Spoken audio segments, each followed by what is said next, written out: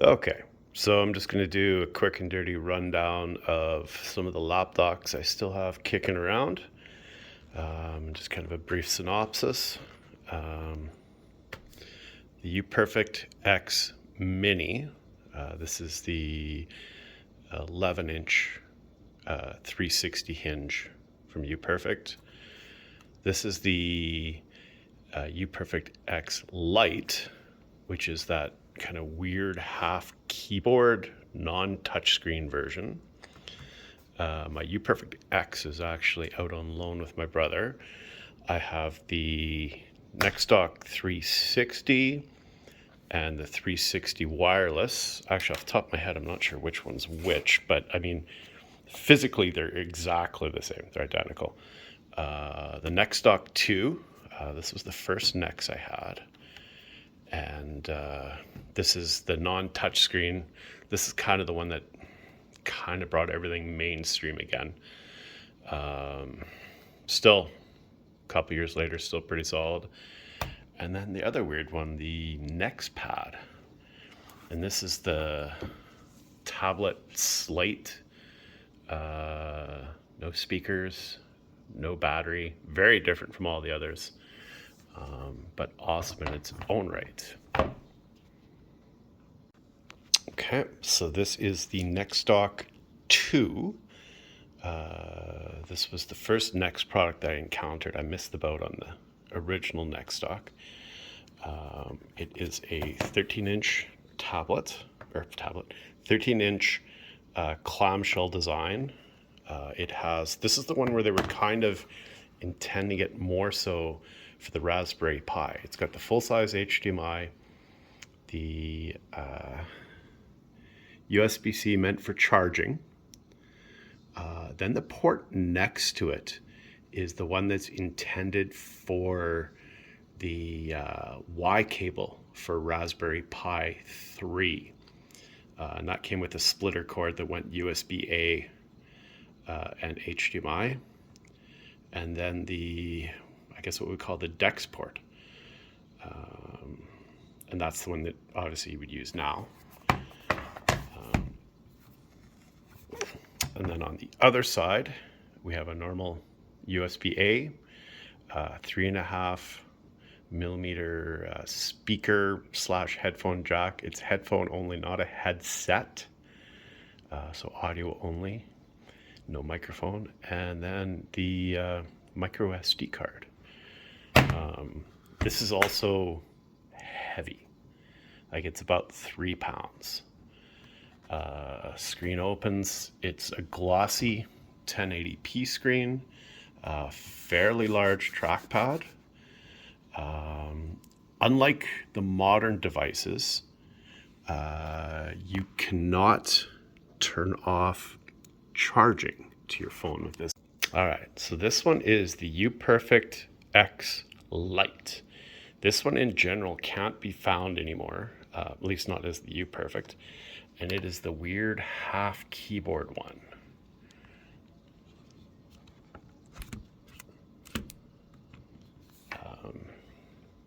It is definitely an oddball. It's the only one that this is the other one without a touchscreen. It has 2 full-size USB ports on the left. And it has your power. It has your power USB-C. It's got the mini HDMI, and then your headphone jack and your DeX port, we'll call it.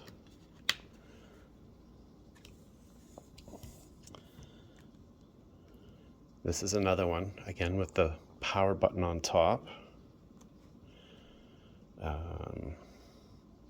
This one you can see compared to the other one, same backlit window. It's matte, so it's as opposed to glossy, so it does not glare nearly as bad, much brighter. And this one actually I think has the nicest picture out of all the lapdocs. 14-inch matte, 1080p, but non-touchscreen. And I mean, it's kind of balance challenged. It actually came with a glue-on kickstand that obviously I didn't do. It has the trackpad on the side. That was how they tried to combat the lack of palm rejection that virtually all the other lapdocs have. The keyboard is chiclet style and it's small, and that power button is right where the backspace should be. This would be probably my last recommendation for a lapdock kind of ever. Nice screen. I actually use this one a lot with my Surface as a dedicated screen. So it doesn't actually travel with me at all. But screen is good. Nice matte screen. Just not a whole lot of other benefits to it. Battery's okay, not great. It does have the extra USB-A, so you can do peripherals, but I would not want to spend any time working off that keyboard. So that's it for the Uperfect X Light. All right, so this one is the Uperfect X Light.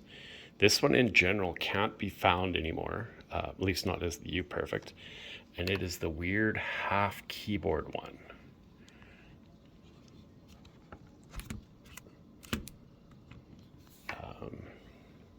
It is definitely an oddball. It's the only one that or this is the other one without a touchscreen.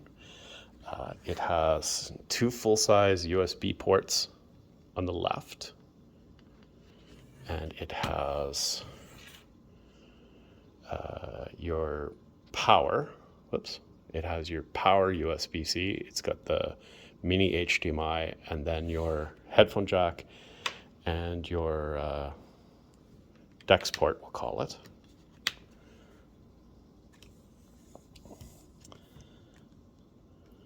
This is another one, again with the power button on top. This one you can see compared to the other one, same backlit window. It's matte, so it's, as opposed to glossy, so it does not glare nearly as bad, much brighter. And this one actually, I think, has the nicest picture out of all the lapdocs. 14-inch matte, 1080p, but non-touchscreen. And I mean, it's kind of balance challenged. It actually came with a glue-on kickstand that obviously I didn't do.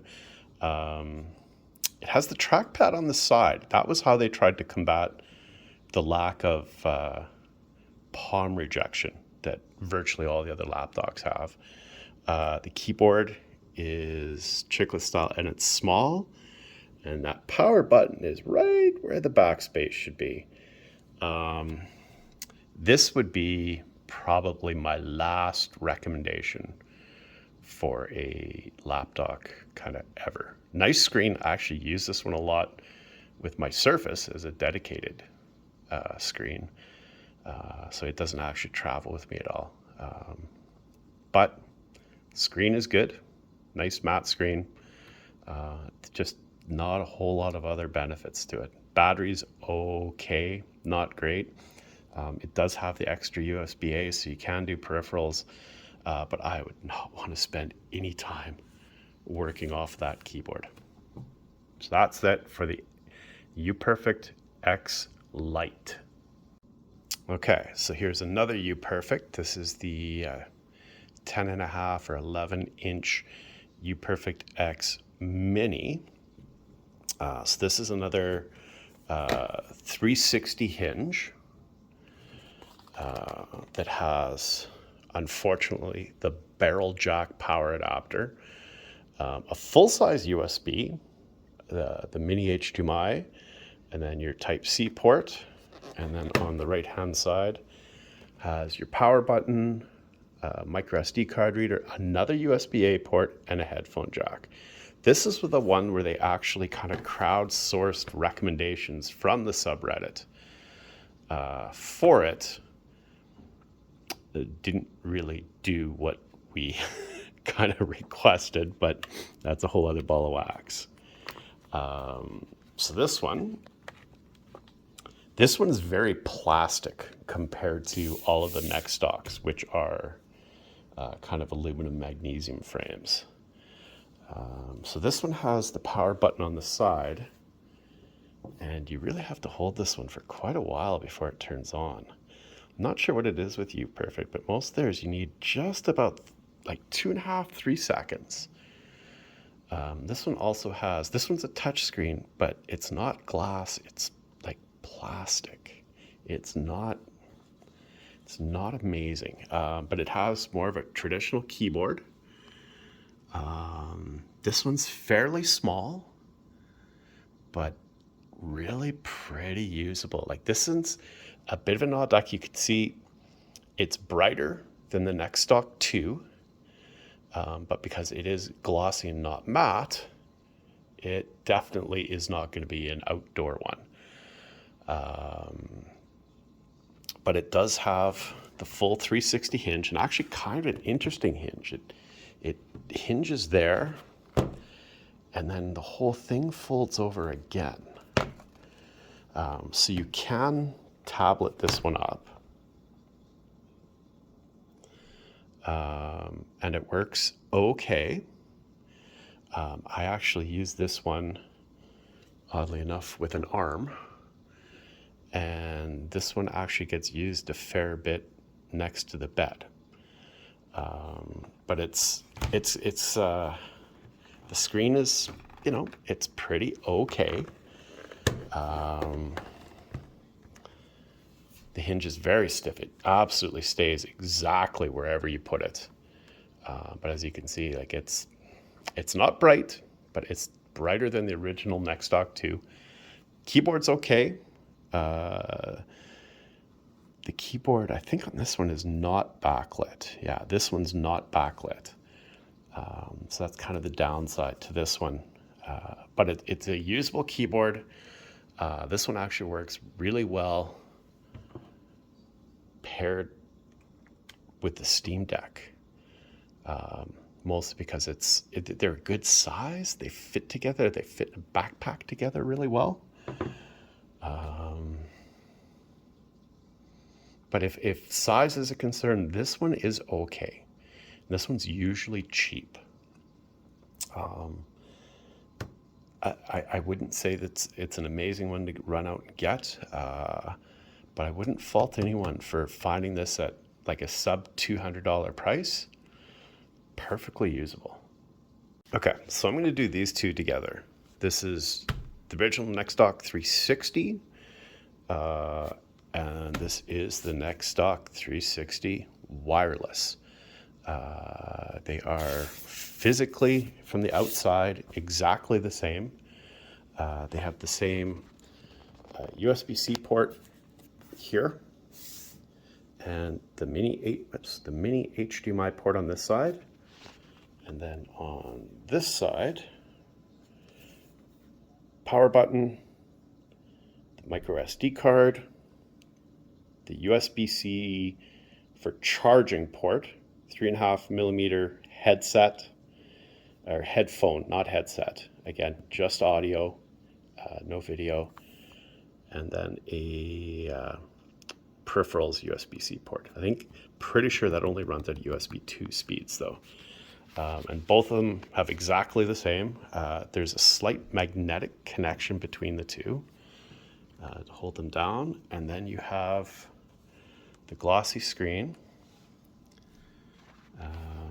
But again, this one is much brighter than everything else.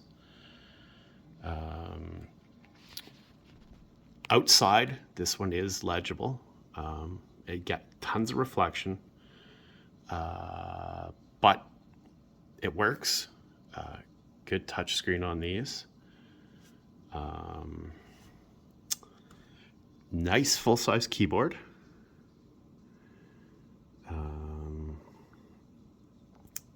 Backlit on these ones. My Nextdock 360 does not have any type of palm rejection. I have a pre-production one, so even though I'm hitting buttons here, I can still move the mouse at will. So basically zero palm rejection, where if we go into, we'll go into the 360 wireless, you'll see this one has a slightly different splash screen. Oh, I already have the, never mind. It's connected to the Steam Deck right away. But you'll see this one, if I start hitting spacebar, it locks out the trackpad for about half a second. That's how they do palm rejection on the 360 wireless. Works well. It does, kind of what you need it to do for a simple solution. Basically, both of these have the full 360 hinge that works well. They also have a bit of a tilt sensor in them, so that they do know to flip the picture. So you can use these in tent mode, which is a nice option. Some of the earlier ones did not do that. So that's always good. And like I said, plays really nice with the Steam Deck as well. And whether you use it USB-C or if you go in on the HDMI port. Basically, these two would be the top choice for Lapdock. They have essentially the nicest, brightest screens. Touch screens are fairly accurate, really good. Keyboards are good. Apparently every Nextdock 360 that's been produced since 2022, since about January, should have that palm rejection. Mine doesn't, because I've had mine longer than that. I have a pre-production unit.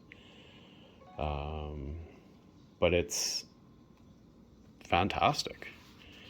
And so you can see here that you can go in with your Steam Deck, do your updates. Oh, open on the other screen. Open on that one. But you get the point.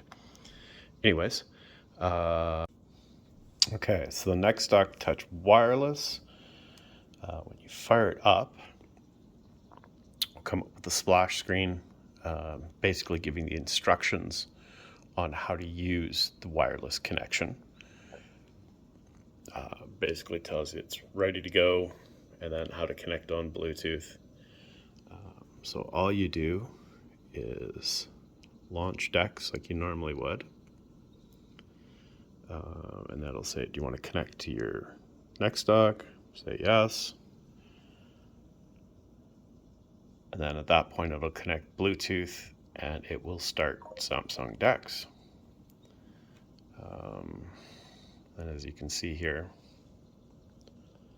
there is some latency, but it's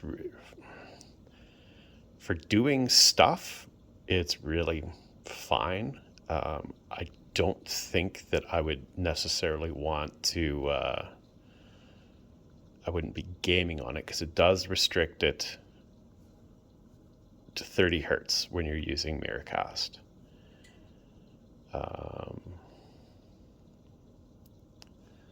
But for basically just productivity or web surfing or watching videos, man, it is just fine. And then to close it down, either you just power it off or come into your phone, turn off Dex, then it'll take you back. And then like the others, you can just go in and you can connect to a USB connection with power or not, an HDMI, or the cast menu. Same as the Nextdock 360, except it adds the wireless options. All right, so the last one to talk about here is the Nextpad. And this one is a bit of an oddball in that it's just a flat slate. It has two USB-Cs and an HDMI, mini HDMI on the left side. It has a peripheral USB-C on the right-hand side. It does not have a 3.5mm jack. It does not have a card reader. It has pogo pins on the bottom. There is the potential that a keyboard type cover could be produced for this, but I kind of suspect that we're not going to see enough sales of this one that it's going to happen. This one has no speakers, no battery. You can plug your device into either of the USB-C ports, and what it will do is it will draw power from the phone itself to fire up Dex. And you can see it works there. It's a glossy screen. It's fairly bright. It has the same, I don't know, the button is what you have to do to bring up the OSD. And then from there, you can, whoops. There was the kicker. That's about as bright as you can go without power. This one is really meant more as a secondary display on a desk or with another lapdog. All right, so with power inserted into the Nextpad, and again, you could reverse these, it doesn't matter. You're able to go much brighter on here.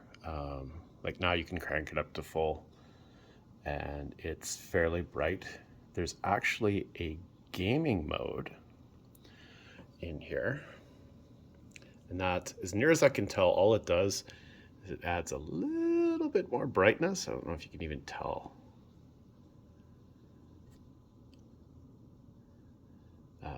But there is, you know, some adjustments on it. But for the most part, she's pretty basic.